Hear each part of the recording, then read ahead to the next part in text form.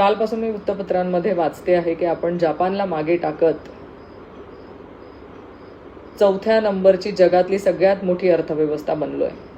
पण मला वाटत नाही की जपानमध्ये भर रस्त्यामध्ये कुठली महिला एका बाळाला जन्म घालत असेल.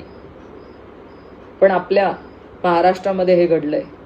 महाराष्ट्रातल्या जळगाव जिल्ह्यातल्या चोपडा तालुक्यातल्या बोरमळी ह्या गावी एका महिलेने भर रस्त्यामध्ये एका बाळाला जन्म दिलाय.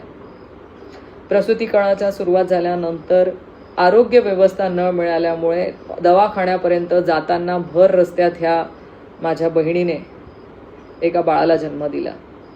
आणि हे घडलंय जळगाव जिल्ह्यामध्ये, ज्या जळगाव जिल्ह्यामध्ये 4 मंत्री आहेत.